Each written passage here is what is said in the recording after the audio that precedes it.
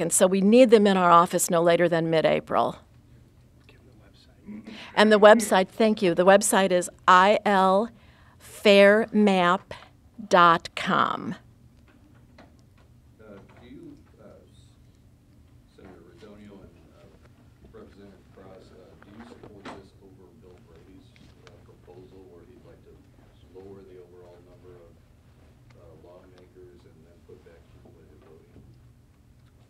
Well, this one is very focused on the remap issue, so I support this one. I think anytime you stick with one issue, focus on it, your chances of success are better. So I think some of Senator Brady's other ideas are good ones as well, but for this purpose, I'm in support of the Fair Map Amendment.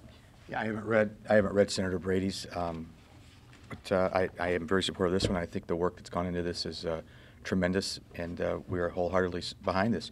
I will point out, and I can't remember where we were where this occurred, but Governor Quinn, is that Governor Quinn calling, Raymond? Give him my best. He told us, Chris, I think you and I were there, that he wanted to hold a special session on redistricting, and what a great idea. And so I take it from those comments that he supports the concept of redistricting. We have not talked to him about this. We'll make sure he gets a copy of this, and hopefully we can get his support. I don't know why he would change at this point in his support of changing the way we do redistricting. So I'm hopeful that he will come along as a supporter of this. Wasn't that supposed to be last fall? If you slipped his mind? I'm not sure if he specified a fall, so I'm not sure which fall. But obviously we missed last fall, so maybe we could do something here soon. But we are in session now. And I would like to see him, and I would hope, and I would plead to him that he supports this because citizens' initiatives are really right up his alley. Do you think there was any way you guys could take back the House and Senate if you didn't have this kind of change in remapping? I don't think the issue today is whether we're going to take back the House or not. I think the issue is, do we want to find a better way to draw legislative boundaries? This is a fair way. It makes a lot of sense. I think one thing we've seen in this state is that the ability of legislators or legislative leaders to regulate themselves doesn't happen. And we've seen that whether it's on changing primary dates or on campaign finance, and certainly in this area. So it takes it out of the hands of the legislature, and it puts it in the hands of different people. And I think we need to do that, and that's the beauty of this proposal. Why do you think it is that you don't see legislative Democrats jumping this level?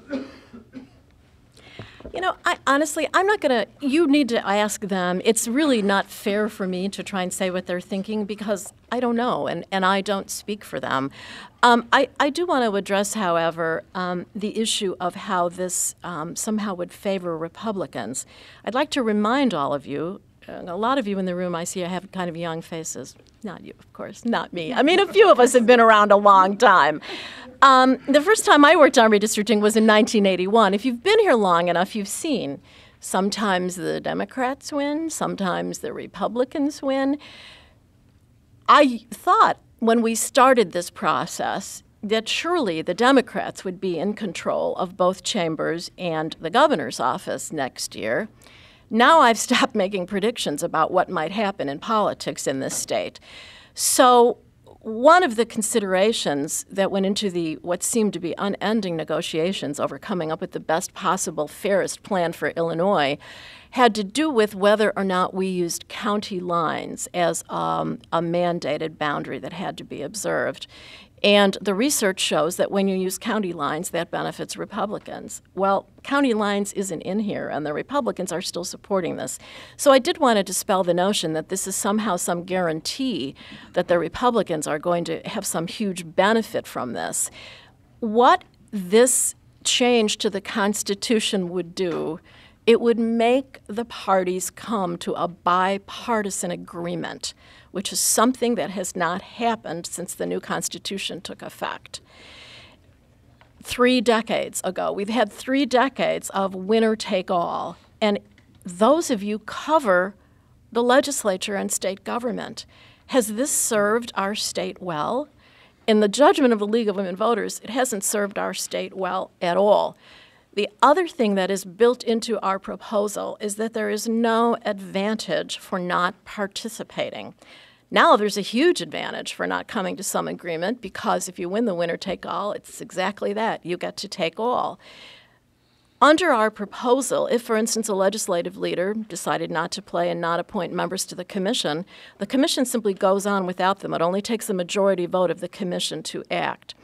If the legislature rejects 2 maps sent by the commission simply adopts a map. So there's no incentive, there's no reward for not participating. There's no reward for not coming to a bipartisan agreement. I did want to also mention something else that will be happening for redistricting next time, no matter who gets to do it.